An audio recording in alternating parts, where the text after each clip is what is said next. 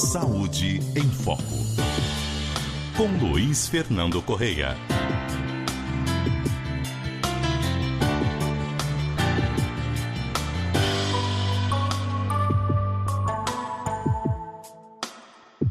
Bom dia, doutor Luiz Fernando Correia. Bom dia, Milton. Bom dia, ouvintes. Doutor Luiz Fernando, é sobre a onda de calor intenso que nós vamos conversar hoje aqui, né? Pois é, Milton. Aqui no Rio já 32 no termômetro, 40, como falou a Ana Luísa lá ao vivo na beira da praia, com o sol batendo em cima. Mas é o seguinte, primeiro temos que entender que é mais uma onda de calor, não é a última, provavelmente vamos pensar que talvez a primeira dessa temporada, né? E isso aumenta o risco, Milton, de doença, de morte, inclusive em grupos mais vulneráveis. Estamos falando de idosos, crianças, pessoas com doenças crônicas. As pesquisas epidemiológicas mostram, Milton, que entre o ano 2000 e 2018 foram mais de 48 mil mortes atribuídas às ondas de calor, principalmente por agravamentos de doença circulatória, doença respiratória, e também pelo estresse térmico, que é um impacto silencioso, que não aparece oficialmente, né? Então vamos entender o que acontece. Primeiro, o nosso corpo precisa manter uma temperatura que o organismo consiga funcionar, ali em torno dos 36,5, 37 graus. Para acontecer isso, ele faz igual o motor do carro, Milton. Ele usa água para poder refrigerar, né? Como tem um radiador no carro, a gente tem o nosso grande radiador, que é a pele. E por ali a gente perde água e sais minerais, e por isso a gente consegue resfriar o nosso organismo. O problema é quando você começa a perder mais água e sais minerais do que repõe. E aí você começa a ter, inicialmente você começa a ter sede. Lembrar que quando você tem sede, o seu corpo já está devendo, ou seja, você já está com a água abaixo do nível ideal. Você começa a ter uma urina escura, você começa a ter fraqueza, pode ter cãibra, aquelas contrações musculares muito fortes e involuntárias. E se você não corrigir essa desidratação, o seu organismo começa a falhar. Você pode ter uma queda de pressão arterial, você pode ter arritmia cardíaca, ou seja, alterações do ritmo do coração. E em casos mais graves, mantendo essa desidratação, o rim pode falhar e você ter uma insuficiência renal aguda.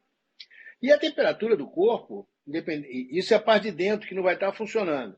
A temperatura do corpo começa a subir, porque você não consegue mais refrescar, você não consegue usar o radiador, que é a pele. E aí você está no que a gente chama de hipertermia. Aí você tem exaustão extrema, náusea, tonteira, o suor excessivo até acabar e a confusão leve.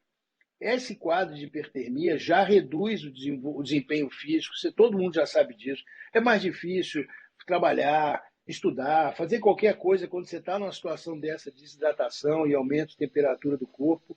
E é um aviso para a gente que o seu corpo está em perigo. E depois disso vem o que a gente chama de choque de calor, ou seja, uma emergência médica. A temperatura do corpo supera 40 graus. E aí a pessoa pode ficar confusa, desorientada, pode ter uma convulsão e pode até desmaiar e entrar em coma.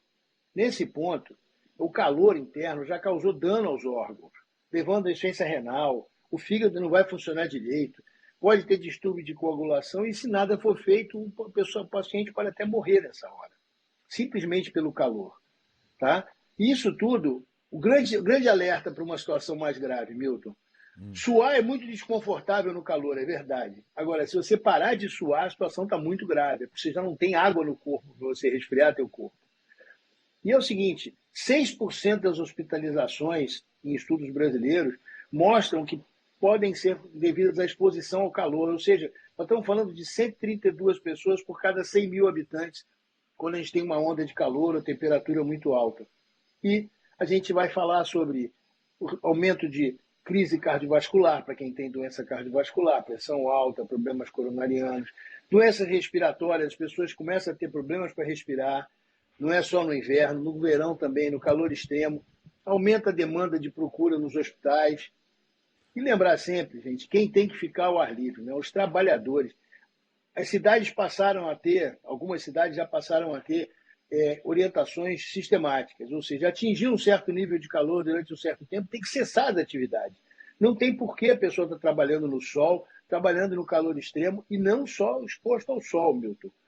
Ambientes muito fechados, ambientes podem estar cobertos. O pessoal que trabalha em oficina mecânica, em fábricas que não tem ventilação adequada, num calor desse, se chegar uma temperatura, tem que suspender a atividade, porque você pode, inclusive, levar esse funcionário a passar mal e até colocar a vida dele em risco. Então, isso tem que ser determinado pelos municípios, tem que estar escrito, tem que ter programas de hidratação para o público, tem que ter locais para onde eles possam ser atendidos, porque cada vez mais, Milton, com a evolução do aquecimento global, a gente sabe que essas ondas de calor vão ser cada vez piores, né? E cada vez mais frequentes, infelizmente. Né? Aliás, ilustrando o que você falou, doutor Luiz Fernando Correia, hoje a gente ainda trouxe uma reportagem do Rio de Janeiro, mostrando que o Rio registrou quase 1.000 atendimentos médicos por efeitos do calor em 2 dias. Isso está diretamente sintonizado aí, ligado ao que você vinha falando para a gente aqui no seu comentário. Eu queria acrescentar só aqui uma pergunta feita pela Sofia, que nos escreveu, porque ela quer saber o seguinte: água de coco, tudo bem? Em lugar da água, ou água é insubstituível? Não, a água de coco é ótimo, tem inclusive sais minerais dentro, é muito saudável, se for. O problema é essa água de coco não ter ficado exposta ao calor e não fermentar, porque ali dentro tem a quantidade de açúcar natural e aquilo no calor vai azedar. Então é saudável, mas, né, com os devidos cuidados sempre. Evitar principalmente essa questão de alimentação. A alimentação tem que ser leve, pouca gordura. Cuidado com comidas que ficaram expostas. Comidas oferecidas na rua têm esse problema. Elas podem rapidamente ser contaminadas e com a temperatura mais quente, a produção e a reprodução de bactérias se tornar mais rápida. Então é muito perigoso. Toma cuidado com isso também, gente. Muito obrigado, doutor Luiz Fernando Correia. Um bom dia e até mais. Até mais, Milton. E olha só, vou deixar aqui já meu bom ano novo para todo mundo, porque Peraí, calma. Ano novo? Hoje é dia 26. Mas e a folga, bicho? A nossa, né? É. Então, vou deixar um bom ano novo para você, Milton, para sua família, para toda a equipe que está aí de plantão, para a galera também que não está de plantão, mas que na semana que vem vai estar trabalhando. Um beijo na Big aqui, acabei de ouvir obrigado. Aqui em casa. E olha só, gente, todo mundo que está nos ouvindo, ano que vem a gente está de volta aqui com Saúde em Foco. Com certeza estaremos todos juntos de volta. Um feliz ano novo para todos vocês também e para sua família. Um grande abraço, até mais. Até mais.